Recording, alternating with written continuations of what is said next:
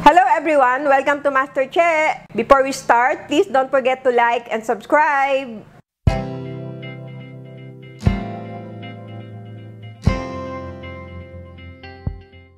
Today, ang gagawin po natin ay ang shrimp with alabar sauce. This recipe is inspired by a dish from Zamboanga. Let's get started! Ang una natin gagawin, maglalagay lang tayo ng annatto oil sa ating pan. Ngayon, ilalagay na natin ang ating onion. Then, isunod natin ang ating garlic.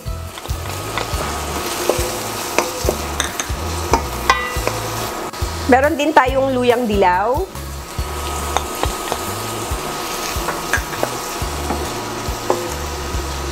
And ginger.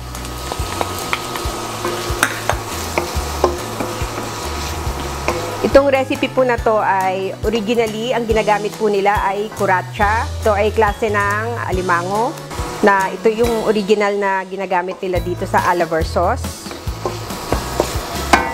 Then, maglalagay din tayo ng lemongrass. Ang kompletong recipe and measurement po ay makikita nyo sa description box. Ngayon, unahin ko pong ilagay ang ulo ng ating hipon para lumasa sa ating sauce.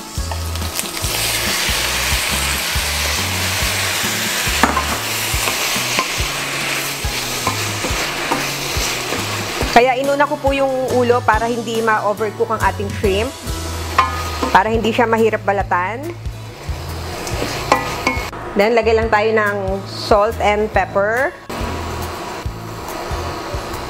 Haluin lang natin ulit.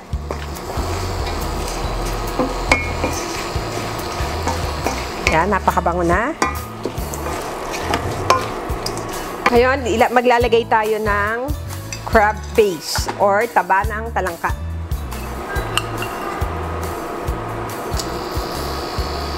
Mga 1/4 cup. O pwede pang more pag gusto nyo.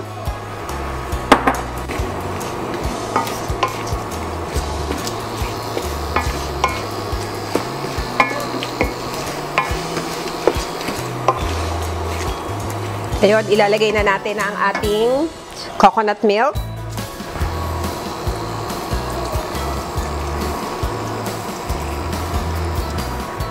Simmer lang natin hanggang sa mag-incorporate yung lasa ng ating alabar sauce. Maglalagay din tayo ng chili powder para spicy.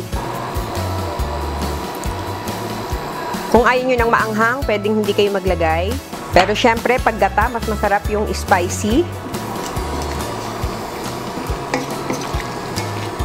Ngayon, ilalagay na natin ang ating shrimp. Pakuluin lang natin siya ng bongga para paglagay ng ating shrimp, madali lang. Ay, ilalagay na natin ang ating shrimp. Mix lang natin.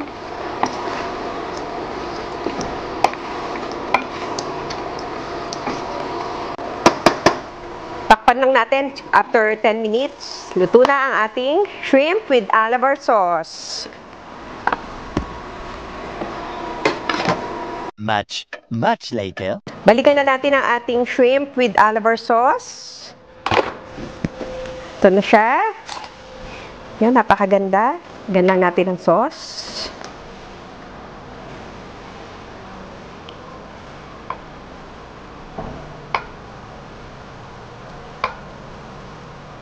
Narito na ang ating shrimp with alabar sauce. Ngayon, titikman na natin. Tawagin natin ang ating kasabay na kakain ng ating shrimp with alabar sauce.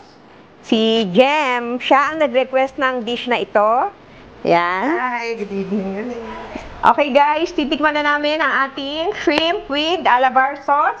Game, ikaw muna mauna. Magkakamay na lang ako nang Sige. Tikman mo muna habang tinitikman mo. Mag-shoutout muna ako kay Emon Lorca. Hi! Happy birthday to my cousin, Mary Ann De Los Santos Warburg. Hi! She's from Norway. And my niece, Alisa Marie, happy birthday! And Kuya Ray Ocampo, happy birthday!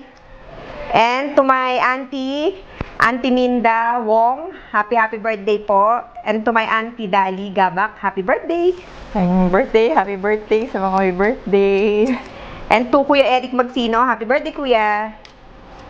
Yan, tikman mo na kung ano lasa ng ating shrimp with alabar sauce. Ang bango nga eh. Tikman na natin. Siyempre, ang ating sauce. Sarap. Okay ba? Ganito yung lasa na natikman ko sa Zamboanga eh. Yay! Di ba? O guys, pag kailangan nyo ng alabar sauce, alam nyo na kung sino i-message. Tikman na natin. Siyempre, masarap nga nakakamay para feel natin ang ating shrimp with alabar sauce. Sarap, may anghang.